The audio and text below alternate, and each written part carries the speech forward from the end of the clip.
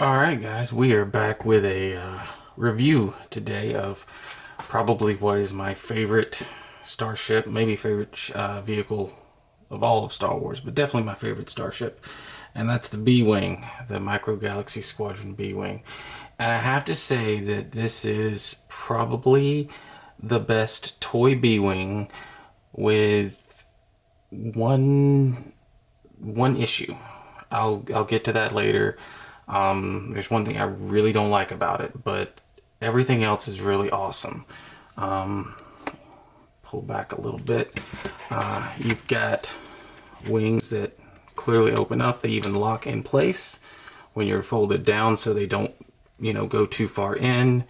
The cockpit actually has little stops so that as you're rotating it, it locks in place very nicely. You've got two landing gear. They're a little hard to pull out, but you've also got some interior detail that you may or may not be able to see, especially in this one. This one right under the engines, there's a lot of cool interior detail that you don't typically see. And it honestly, like when you fold up the landing gear, you can barely tell that it's there. They did an excellent job hiding that, so it doesn't really stick out. The ion cannons look very nice. They look very similar to what the ILM model had. This whole weapon section down here is really nicely done. This, I don't know why that's at an angle. I've heard of some people having that issue. I don't know if that's molded wrong or glued on incorrectly. I may try to take that off and fix it. That's a little minor thing. I mean, I understand, there's some issues. Rubbery plastic also, so these guns are a little bit warped right there. The ion cannons look great though. Those look fine.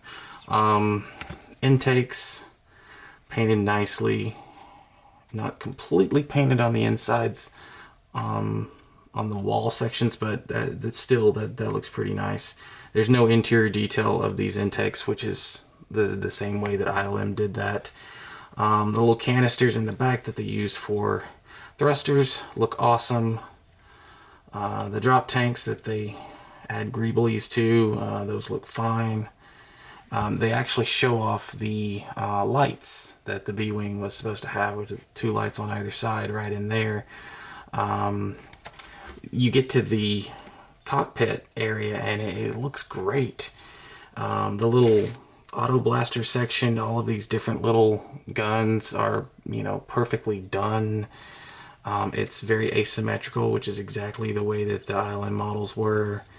This little piece right here on either side, these were actual pieces that were on the ILM model that did not rotate with the cockpit. They were kind of like stabilizers or something. You've got the little bit of an angle right there, which is correct. The canopy opens to the back. This part is actually painted. It's painted gray, so you've got kind of a darkened, flat looking cockpit area that looks awesome. The pilot, I know some people have kind of worried about the pilot. The pilot is actually based on Kenner's B-Wing pilot. The helmet is like it's a helmet that goes only around the head with like a canvas part that goes on top. So it looks, the helmet looks fat, but that's just the way that they made this particular helmet.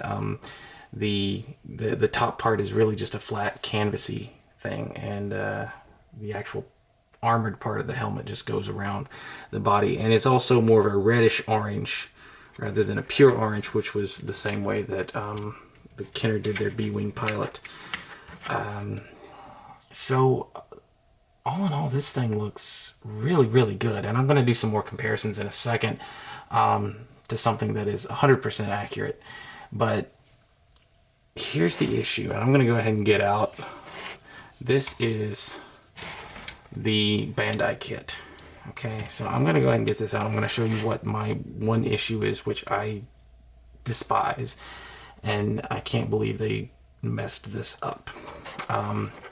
That's these wings are too long. These wings are too long. When the wings fold in, this little gap right here, this little cutout, this is where the wings are supposed to fold down. And it's supposed to give the ion cannons or whatever they have loaded an area to sit. And you can clearly see that on the Micro Galaxy Squadron B-Wing, it's too far over. And the really long wings that look maybe a little bit too thin, but that's not as big of an issue as the fact that they're just too long, and they just look wrong to me. And I really hate that because everything else is pretty much spot on. I mean, grab.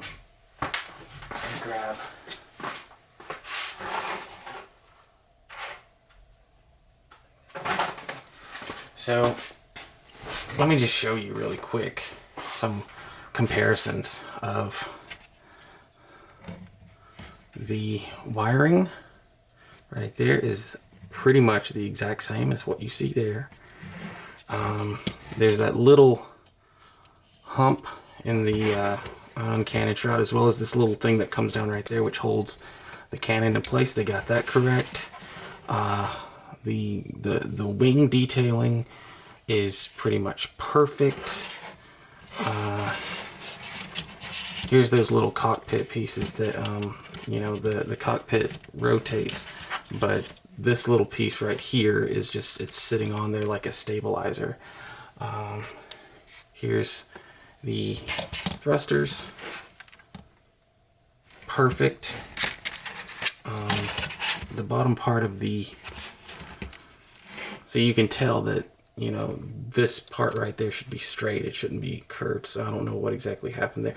But the cutouts, the little notches that are there, I mean, Micro Galaxy Squadron got all that correct. The little shield right there that they glued on, perfect.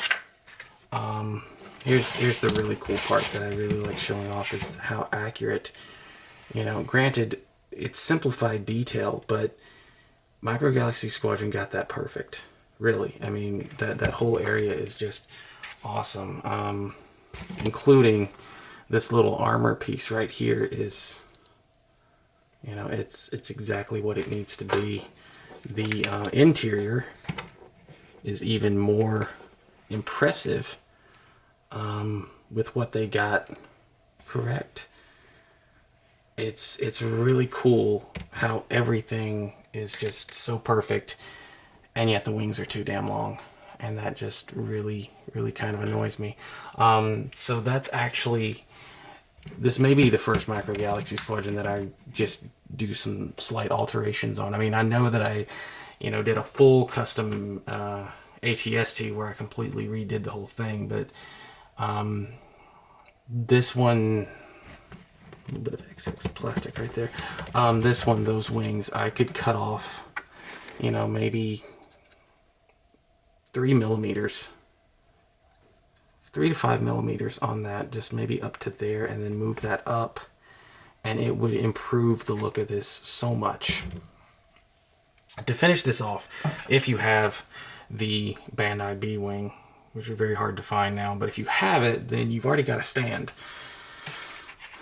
And I'm going to back this up a little bit so that you guys can see this, because I think this is pretty fantastic. This is the stand, clear stand for the B-Wing, and it hooks on to the Bandai B-Wing just like that in the thrusters. But you can clip it perfectly on to the Micro Galaxy Squadron B-Wing. And if you do that, you've got a full range of motion that you can do to get it into some really cool, dramatic flight poses. And it really opens up a lot of possibilities, I think, for displaying it. I know that Kevin Tanner is working on a stand, but I mean, how cool would a stand like that have been to have? It looks so cool when you have it kind of at an angle like that, and it's, you know, flying in to destroy something. Anyway, that is the Micro Galaxy B-wing. I guess you could call it the long wing B-wing, because that's really the only thing that they messed up on. And it's really, like I said, it's just a proportion thing. There's just something about it that the wing should be just a little bit shorter. And if they had gotten that right, I think it would have been perfect. I would have given it a 10 out of 10. But as it is, probably like a 9.5 out of 10. Everything else about it, though, is phenomenal. I'm so glad to have a B-wing toy that is this size, that is, pretty much perfect. For those curious, I think it's about 1/92nd scale. So the figures are 1/72nd scale. So obviously it's a little bit smaller than what it needs to be, but still that's a good size overall, I think. The Bandai one is 1/72nd, so you can see that there's a little bit of a difference in sizing, but still it's a great size, great model. Just a few little things that I'm going to fix up, and then I think it's going to be fantastic. Thank you guys, and I'll see you on the next episode.